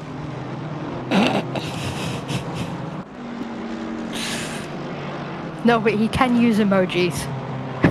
Don't encourage him, please. I'm actually surprised, Chris, because I had a picture of you two being much older than that. Whoa! Hold on a minute. That was a little uncalled for. Yeah, possibly. Factual, though. Yes, and I am not wading into this conversation at all. No. It'd be just my luck that I'm older than both of you. I think we should just skip the attention to once again Adrian and Clyde having a shared fastest lap. Shared fastest lap, exactly. Yes. That's like the second time in this race, which is quite unique. It's unheard of.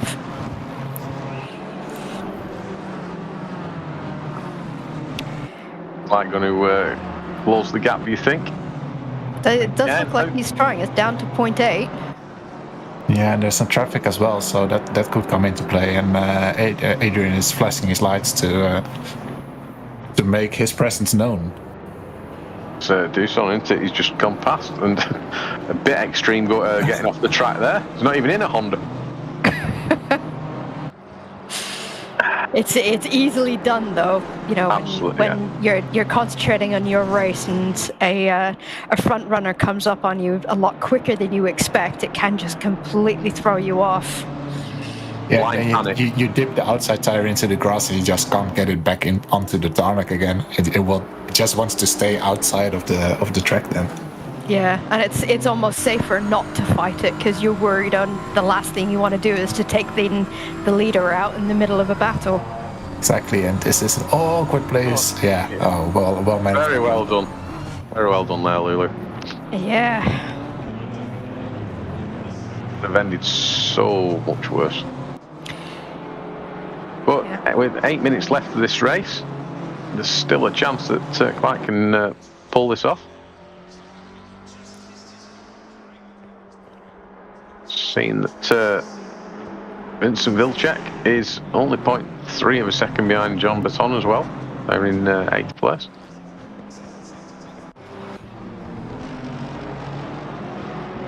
Yeah, it looks like John Baton has, as long as he keeps it on track and doesn't make any mistakes, he should have the victory in class for himself. And we do see Jitse Minima and Jeroen de Wit on P2 and P3 for the in class. That's a bit of door banging there going on. Yeah, exactly. The position. Your wing mirrors, please.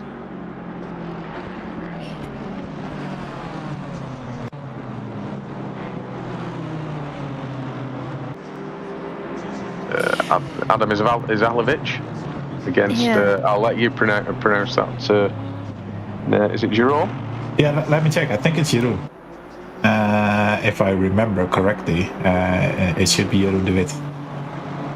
Yeah, it is. Looks like Adam's going to try and get him into turn 1. And seeing as Adam was involved in that first lap incident, he's had quite a good recovery drive as well, up to 13th. He has. Shows what you mentioned earlier on, try and get determination and get the bit between your teeth and crack on, rather than fall foul of it. Sorry, I've just focused on the front of Adam's car there. Why does it look like a pair of lips? Oh my god, it does as well. What's that expression? Once you see it, you can't unsee it. Oh dear. So we just need him to kiss the back of that car in front, and we've got a full house. Anybody playing commentary bingo? I don't need to sign it. No, it's not the full peck on the. Yeah, shut up, Chris. Don't say it. But very cleanly fought. Yep.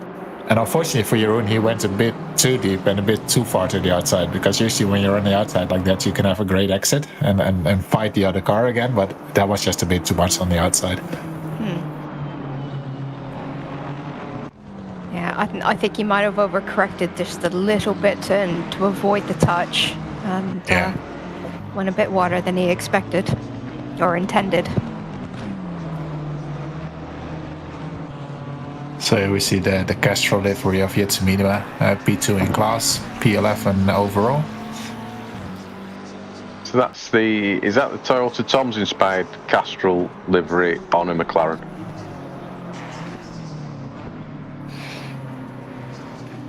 Yeah, you're over asking me. I'm not sure what car the Castrol livery is known for actually. They recall it being on a Supra.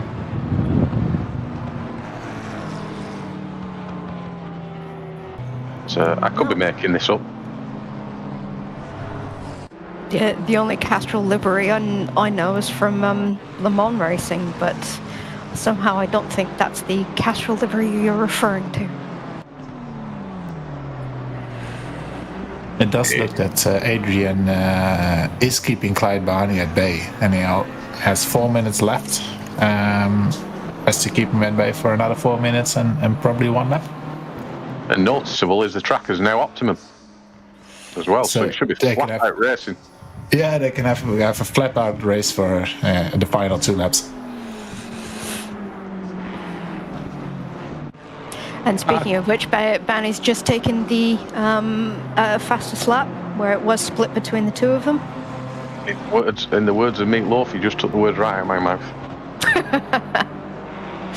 God rest his soul. Fantastic singer. We've covered we've covered every subject tonight almost, haven't we? Yeah. I was tempted to bring up the Dampfnudeln, but let's save that for another time. Is that one of your speciality dishes, if I remember rightly? Yeah, that's the one. Yeah, we'll say that for another time. I don't think we'll punish Sam. Exactly. Let's focus on 3 minutes of racing. I will bring up the recipe book for the next race. So I think Yitzy just went a bit out of the way to let these two guys pass, who are of course the leaders, not just guys. Don't know where I'm going with this either now.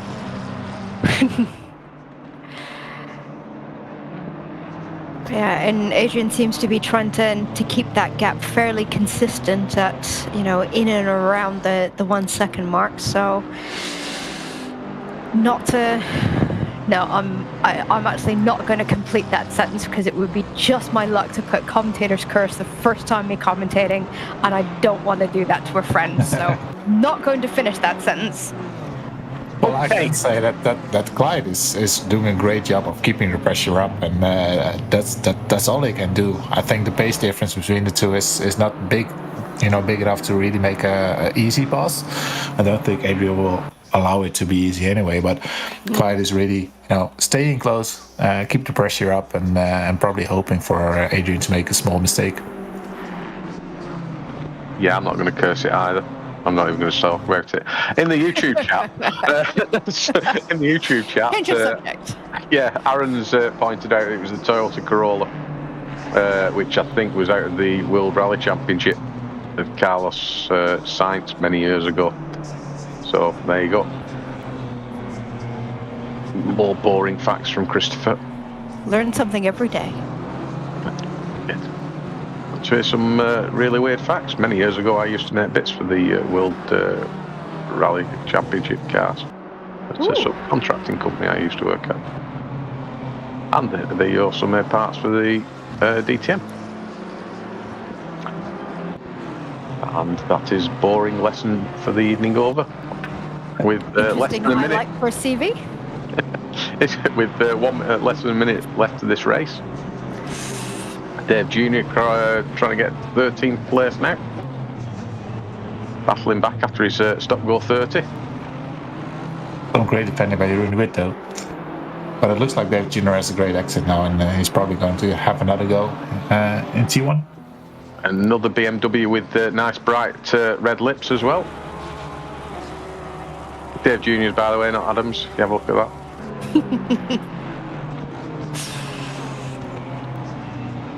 Well, I can't really comment because I have to say my BMW has bright pink lips, so well, it's easily done on this car. As we're in the last 10 seconds, so this will be the last corner of the race, and Adrian will cross the line in first place and win this race.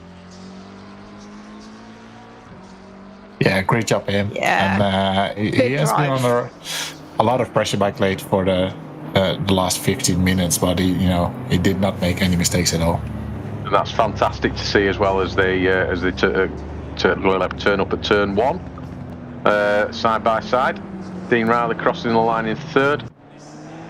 Sem will cross the line. There's nobody really around him. 7 seconds behind is the closest to him. For a fourth place finish, starting from 6th and finishes in 4th in the Honda. Nice day at the office there for Sem, considering he was cursing last night. Mark Brophy crosses the line in 5th, just ahead of Richard Pixley. Nathan finishes in 6th. You'll be pleased to know there, Sam. Yeah, really good drive. Vincent Wilczek in 7th, John Baton in 8th, Tim Kroll will cross the line in 9th. Nard Cox, who we saw having the spin, finishes 10th place. And you see Dima will finish 11th, but he's a lap down. Adam Izalovic is going to cross the line in 12th. Jeroen de Wit in 13th. Dave Jr. 14th. Danny de Swart 15th. Oh, you were brave to call that because they were having a sprint to the finish line. Yeah. Well, it's been a season professional, I am. and having my fingers crossed. I must say, Dean Riley with the third place in this race, he I think that's just enough to take the lead in the pro category. Yes, so that was it is. Yep, you are right. So Dean has taken the championship lead by barring anything that comes out from steward inquiries. But yep, according to the numbers, he has taken first place in the championships. So I don't think we actually saw any incidents with Dean either, did we? So no, I don't think so. Obviously, we didn't see all of the race, but there's a good chance he won't have any inquiries against him. Although we do see there straight at the start a little bit of bump and grind. I suppose the one person that will be absolutely kicking themselves will be Lewis Dykes, who led the race for quite a long period of time, and indeed had a 12-13 second lead before falling foul of a pit stop misdemeanor.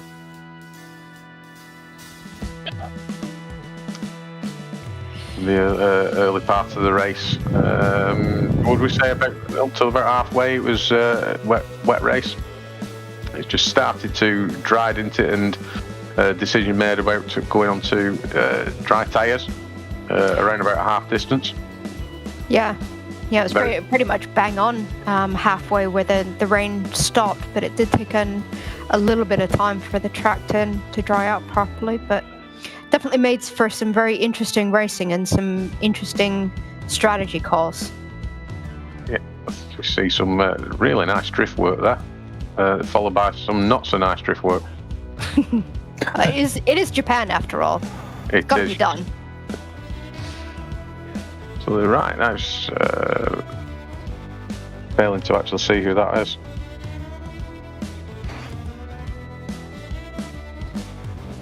So the rain carried on because we're seeing a highlight here is still on lap 3, where all the cars as Dean Riley gets past Mark Brophy.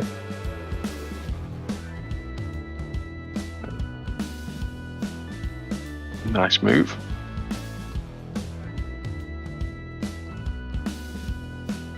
But Mark almost attempting to have a go at him into 130R to get the position back. Meanwhile, I'm having a look at the chat, Chris, and I did mention somewhere halfway the race that Sandovala got up to P18, which looked like a great recovery drive after some incidents in the beginning. But apparently his game crashed 5 minutes before the end. Oh, which is a shame. Yeah. You don't want that, do you? You really don't want that. Got it. And we have our first interviewee. So I shall bring Clyde in. Sam, are you going to start questioning these gentlemen? Sure. Okay. Have you got your torch ready to shine in their eyes? I do. Excellent. So we bring in Clyde. Good evening, Clyde. Good evening. Evening. So, how was the race for you? Well, mixed feelings. Good in the sense that we had a fun battle with Adrian. I mean, I think for pretty much the entire race, into the wet, into the dry. I mean, I knew that I had a bit of pace on him, but in the wet it is very tough to overtake. So I thought, okay, maybe in the pit stop I would have had a chance. But unfortunately I just overshot it. Also didn't help that I had the car in front of me who retired. So that obviously blocks your view a bit. And lost 5 seconds there. Then gained it in my second stint back, but my pressures were too high at that point. Oh. Yeah, I mean, when we were watching the battle between you and Adrian quite closely, and great fun to watch. You mentioned then the weather. Now, obviously, that adds quite a level of difficulty, especially with changing conditions halfway through a race. Were you prepared for the rain at all? Did you have a wet setup already ready to go, or did you just wing it? Well, at least I practiced a bit in the wet and changed my pressures. And I think I put my front right height +2, but that was pretty much all of it. And the car still felt fine in the rain. Maybe I was struggling a bit at the beginning, but I could still keep it on track. And that's the most important thing in the rain anyway. Excellent. Good. So, with such a long break between the last round and this round, how did you approach your practicing? Did you take some time off and practice as normal, or did you take full advantage of the extra track time between races? Well, I had a couple of races in between, so in the end I didn't really have that much time to practice in the end anyway. But still, I mean, Suzuka is one of my favorite tracks, so it wasn't that hard to, let's say, get into the groove anyway. Yeah, that was actually going to be my next question, is how you feel about Suzuka. It is very much a love or hate for a lot of drivers. So you're in the love camp for Suzuka then. Yeah, definitely. I think it's very much dependent on your setup as well, because if you can push it with your car as well, especially in the S's, I mean, then it's just a joy to drive. But if you just have a bit too much understeer or too much oversteer, yeah, then it becomes a pain to drive in. Yeah. And are you looking forward to Hungary next race? Oh yeah, definitely. Should be a fun one as well. I mean, it's more technical, more twisty, and if I thought today was tough to overtake, then yeah, Hungary will be even a tougher part, but that's the fun. But that's the challenge, right? It is, definitely. So I have a question for you, Adrian. Not Adrian, sorry. Right. You mentioned Hungary. That's where our charity race is going to be from. You've probably seen that. Will you be entering a team for the charity race? I don't think so, but that's nothing against the charity. I think I will still donate, but it's more of an issue. I've had too many endurances like recently, and I do want some free time as well. You're not allowed free time. Not allowed free time. You're talking to the boss now, aren't you? So, but yeah, good race. So I think I know because I brought them in. So I brought Adrian as well, first place. Sam, would you like to ask the same questions to driver number one, please? Hey, Adrian. Great race. So how was that for you? Hey, Hill. Pretty tough, to be honest. I had a bit of a trouble in the first half of the race because I was going for a dry setup with a bit of a ride A tweak. So that was kind of hard to cope with the P1 at that time. I don't remember his name, but that was a McLaren. And Clyde was already right behind me, so that was kind of tough. And then I think I gained a bit of time in the pits. Mm-hmm. That helped me to keep this position, but that was pretty intense race. I really enjoyed it. Yeah, it was really good fun to watch your battle towards the end. And I am going to claim bias and was rooting for you all the way. So you did mention we are former teammates, so I kind of have to keep my loyalties a little bit. That's all right. Adrian, you did mention that your setup was a bit dry biased, but when with this sort of weather, it does make driving quite difficult. So, how much wet practice did you have done before the race? None. None. I never had the chance to jump in the practice server when it was wet. Sorry. So I just discovered it just before the race, to be honest. So just prayed to keep the car on track, and that's it. So I guess you were praying for that dry line to start developing quite quickly after it stopped raining then. Oh yeah, I was every lap after the forecasting. So Suzuka is very much a love or hate track for a lot of drivers. So which camp do you sit in? Do you love Suzuka or do you hate it? Depends on the car you're driving. I felt the BMW was kind of enjoyable. I found a setup which was kind of safe on the Sector 1, which is to me one of the trickiest one. But with the McLaren, for example, it's a nightmare. So yeah, depends on the car. I have a question for you, Adrian, Dimitri here. The last 15 minutes or something, it was Clyde was really pushing you and was always within 1 second. And we had a feeling that the pace difference was not big enough for a really easy overtake, but Clyde was putting the pressure on. Did you feel the pressure, and how did you cope with it? Of course, I felt it, and I think if the race was like 10 minutes longer, Clyde would have won the race for sure. I think I just misjudged the fuel for the race, and I think I was like finishing the race with 30 liters. So I really felt this thing close to 50 liters where you gain a bit of pace. So that saved me quite some laps, let's say. But then Clyde was really faster than me at the end. So really happy how it ended up. But the pressure was on during those 15 minutes, and it was really intense. By the way, I have a question as well. How were your pressures in the end? 28 once in the front, close to that, and the rears were almost on point. Ah, okay. I don't know about yours. Yeah, about 28 frees, I think, in the rear, and I think 28.1 in the front. So it was kind of similar anyway. This is interesting, isn't it? Yeah, drivers comparing notes. Unheard of. Yeah, I think I also ended up with 15 liters.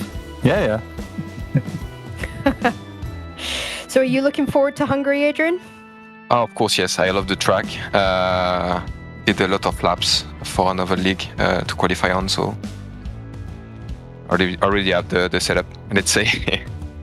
So we're really looking forward to that, and hopefully Charlie will be back also, and looking forward to have some great races with Dean and Clyde for the next round. Yeah, definitely. So you mentioned, thank you very much, Adrian, for your feedback there. You mentioned Dean there, and we have brought Dean into the commentary booth, so thank you for joining us, Dean. Same question to you, number 3. So how was the race for you, Dean? It was pretty average. Didn't have the pace in the wet, didn't have the pace in the dry on the setup I was running. So yeah, it was. I'd take the third place for the championship. It's good points for me. I think it puts me probably first overall now. So yeah, it's good points. Setup was bad. So yeah, I mean I didn't quite have the pace of the front two, but I think if it was a completely dry race, I did have the pace then. But yeah, as it went, I struggled. I'm getting some almost Max Verstappen vibes, who also had those races where like, I wasn't fast enough to challenge to the front, and I was quicker than the cars behind. So yeah, that's one of those races, I guess. Yeah, take the points, move on. So you mentioned that you weren't really happy for your setup. Was your setup more dry biased, wet biased, or did you try to go for a hybrid setup? Basically, I just made it up about 2 minutes before the race started. So yeah, I mean, I just clicked a few buttons and hoped for the best, to be honest with you.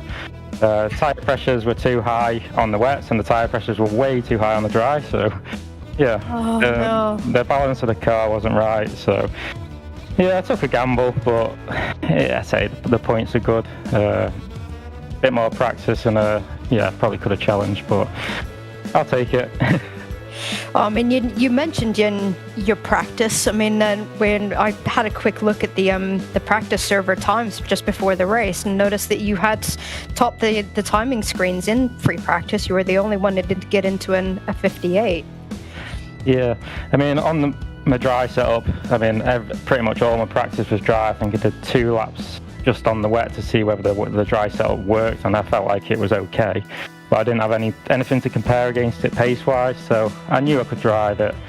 But yeah, in the dry, my car was perfect, so yeah, it didn't really play out. So if we had a dry race, it might have been a different story. But so when you saw the rain coming down on the grid, you had that sinking feeling. Yeah, it was just a matter of staying with the pack and picking up as many points as possible and finishing the race, and that's the most important thing for me. Yeah. I've had it before where championships, and I've pushed a little bit too hard trying to catch, and lost everything. So my focus is to win the championship, and the points are good this round, so I'll take that. Yeah. So mentioning then the championship standings, and I'm assuming coming into the race you knew that Robbie and Charlie were not going to make this round. So were you conscious of the fact that they weren't here and that there was, you know, a potential for you to take the championship win tonight? Was that playing on your mind at all? Yeah, I mean, with Robbie and Charlie not turning up, I knew I should be competitive. Obviously, weather just didn't play into anyone's hands tonight, I don't think. So it's whoever had the slight edge on the setup, I think. And yeah, I mean, I wasn't pushing too much. I just wanted to stay on the track. So to get third, like I say, I'm happy with that. Move on to the next one. Hopefully, we have a dry race. Great. And are you looking forward to Hungary? I've only ever done one competitive race on Hungary, so yeah, I don't have much experience with it, but I'm sure I'll pick it up fairly quick. Okay, excellent. Oh, guys, thank you very much for taking the time to come and tell us about your race. Greatly appreciated.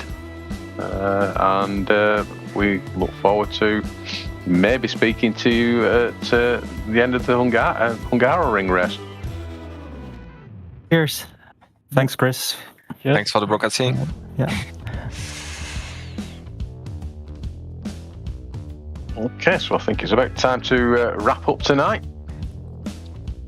So, Adrian Antomarchi managed to hold off Clyde Barney at the end of the race, but not by much. Only by about 0.6 of a second, and we just heard that given an extra 10 minutes of racing, Adrian would have succumbed to the pressure from Clyde. Dean managed to finish in third after admittedly his setup issues of having a not balanced car at all. Did a fantastic job to gain some points and now will take the championship lead. But the person that must be kicking himself is Lewis Dykes, having a stop-go 30, which then ultimately led to a qualification. Will that impede on his battle for the top three finish in the championship? We'll wait to see at the next round. So just on closing, I would like to say thank you very much for joining me tonight, Sam and Dimitri. It's been an absolute pleasure. And I very much look forward to commentating with you next week, Sam, whilst we watch Dimitri battle on track in the GT4 Championship. Yep, very much looking forward to that, and I've really enjoyed this evening. It's been good fun being able to kind of, you know, just sit back and watch everybody else sweat. Yeah, definitely. Thank you, Chris. Thank you, Sam. And next week, GT4, I'll try to put on a show for you. Excellent. We will look out for you, Dimitri. So, thank you, everybody in the YouTube chat for taking the time to watch us. Obviously, not just in the chat, but commenting and bringing this broadcast to life. Onwards to Hungary in 2 weeks' time. But in between, we have a GT4 race next week. Take care, everybody. Have a good evening. Stay safe.